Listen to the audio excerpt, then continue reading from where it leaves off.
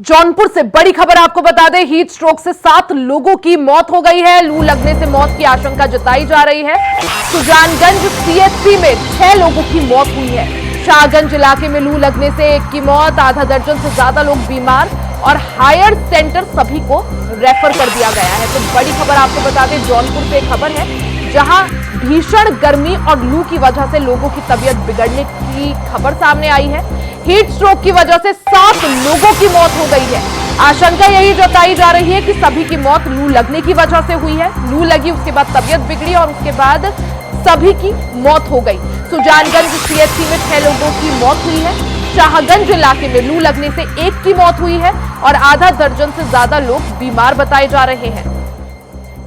तो ये बड़ी खबर आपको बता दें, एक तरफ जहां भीषण गर्मी का प्रकोप, वहीं दूसरी तरफ लू के थपेड़ों की वजह से लोगों की तबीयत बिगड़ रही है।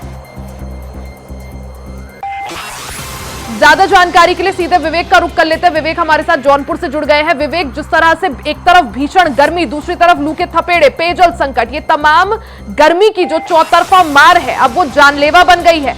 जौनपुर की बात करें, 7 लोगों की मौत हो गई है। क्या जानकारी इसको लेकर?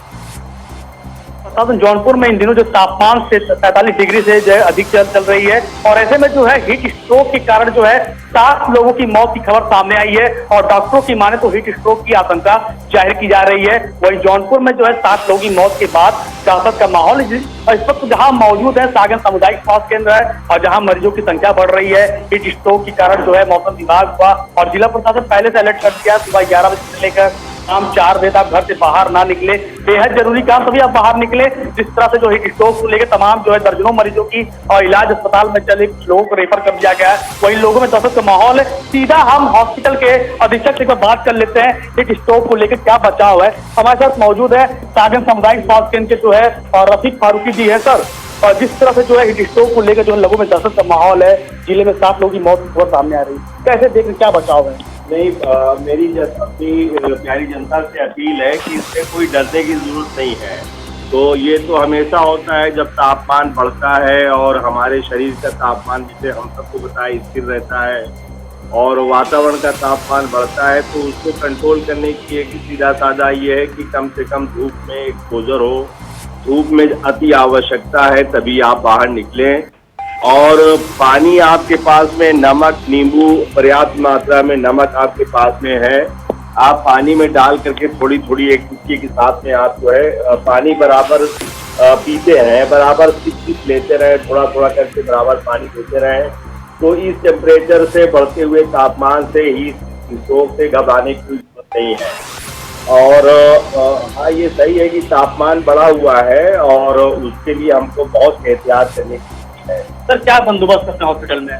हॉस्पिटल में हमारे पर्याप्त मात्रा में ORS के पाउडर उपलब्ध हैं जो मरीजों को लगातार वितरित किए जा रहे हैं कि उसको बराबर पीते रहें। और बाकी जो है, क्योंकि इसमें ही स्ट्रोक में ये होता है कि भाई जो ORS से कंट्रोल में नहीं होते हैं तो उनके लिए अलग से इंफ्यूजन की व्यवस्था है। तो पर्याप्त मात्रा में हमारे पास में उपलब्ध है जो लगातार हमारे मरीजों को आवश्यकता के अनुसार करता रहता है। और वार्ड में जो भी आते हैं उनको भर्ती करके जांच की व्यवस्था है। तो कोई भी घबराने की जरूरत नहीं है, पूर्ण व्यवस्था है। पूरा स्वास्थ्य विभाग कैद है, हमारी सरकार इसमें बहुत गंभीर है। तो कोई भी जनता को घबराने की जरूरत नहीं है। ये थोड़ा सा मिसगाइड भी हो जा रहा है कि का जो है लोग बता रहे हैं। तो कभी कभी इसमें हीट स्ट्रोक में मैं बताना चाहूँगा कि जो बुखार आता है, बहुत हल्का फुल्का बुखार आता है, लेकिन बहुत लोगों में ये या तो निकलता नहीं है, समझ नहीं पाए, हीट स्ट्रोक का नाम ले ले रहे हैं, जबकि वो जो अभी हमने जो भी पता किया वो हाई ग्रेड पायरेक्सिया के पेशेंट थे, अन्य जिले के अंदर घटना हुई है। उसको सीधे आप हीट स्ट्रोक का नाम नहीं ले सकते। बस ये कि आपको पानी शरीर में कम ना होने पाए, इसके लिए पूर्ण व्यवस्था करना है।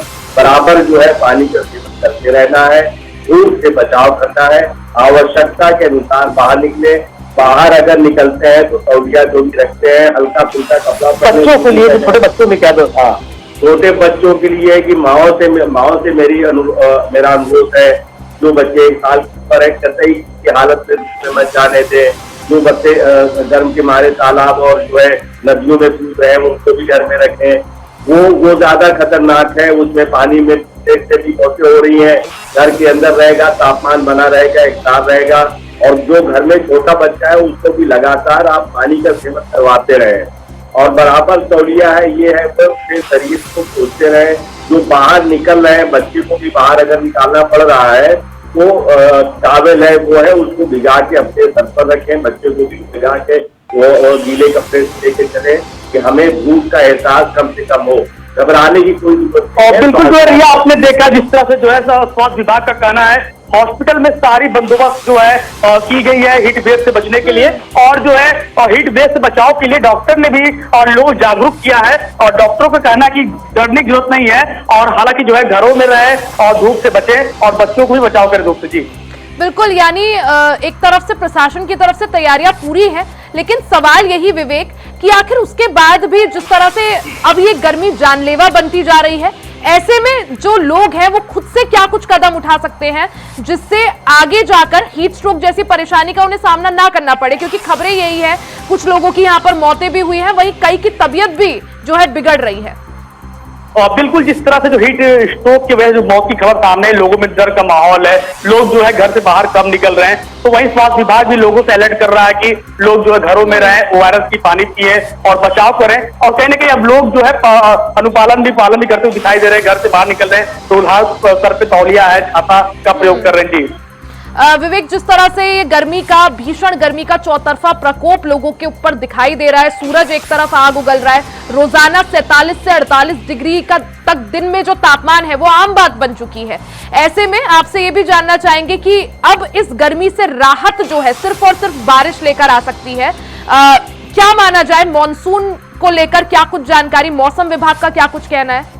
और यह बिल्कुल जो है बताया जा रहा है, जो मौसम विभाग के कहना है 2 जून तक जो है 45 डिग्री तक पारा रहेगा, उसके बाद मानसून की संभावना है। मानसून संभावना और बरसात होती है तो जाहिर बात है और गर्मी से लोगों को राहत मिलेगी, लू से जो है बचाव होगा। कहीं ना कहीं अब लोग जो है गर्मी से बेहाल हो चुके हैं, और बिजली व्यवस्था की बात करें जौनपुर में और लगातार जो है तमाम इलाकों से ट्रांसफार्मर जल जा रहे हैं और भीषण गर्मी के कारण जो है। लेकिन यूपी से कई सारी ऐसी तस्वीरें भी सामने आ रही है विवेक, जहां पर ट्रांसफार्मर ओवर हीटिंग की वजह से जले ना, इसको देखते हुए विशेष तरह की तैयारियां की गई है, पंखे या कूलर लगाए गए हैं। हालांकि अब देखना यह होगा कि किस तरह से, क्योंकि सवाल यही कि जिस तरह से गर्मी जो है जानलेवा बन गई है, लोगों को खुद से अपना काफी ज्यादा ख्याल यहां पर रखने की जरूरत है, और हालांकि अब जब बारिश आएगी तो राहत भरी खबर जो है बनकर आएगी। विवेक, बहुत बहुत शुक्रिया आपका तमाम जानकारी के लिए।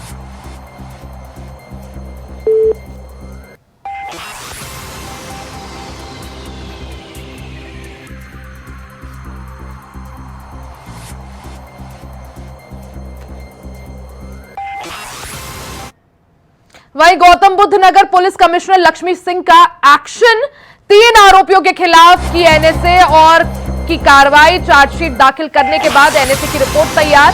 बाइक से बांधकर बरौला गांव में घसीटा था शव, कई किलोमीटर तक घसीटा था शव। 20 जनवरी को बरौला गांव में यह घटना हुई थी, जिसमें आरोपियों ने रंजिश में दिया था घटना को अंजाम।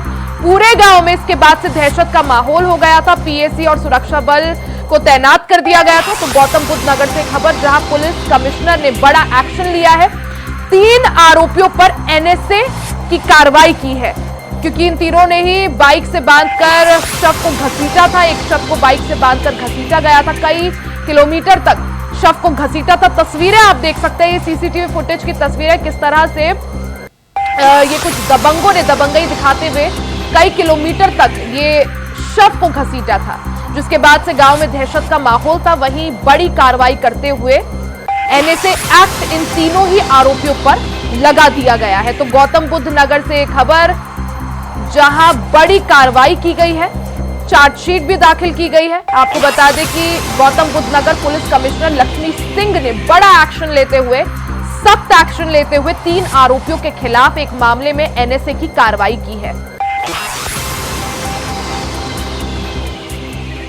नितिन चौधरी हमारे साथ जुड़ चुके हैं संवाददाता फोन लाइन पर। नितिन, जिस तरह से ये बड़ा एक्शन यहां पर पुलिस विभाग द्वारा लिया गया है, गौतम बुद्ध नगर पुलिस कमिश्नर लक्ष्मी सिंह ने सख्त एक्शन लेते हुए 3 आरोपियों पर एनएसए की कार्रवाई की है। क्या जानकारी और क्या कुछ ये पूरा मामला?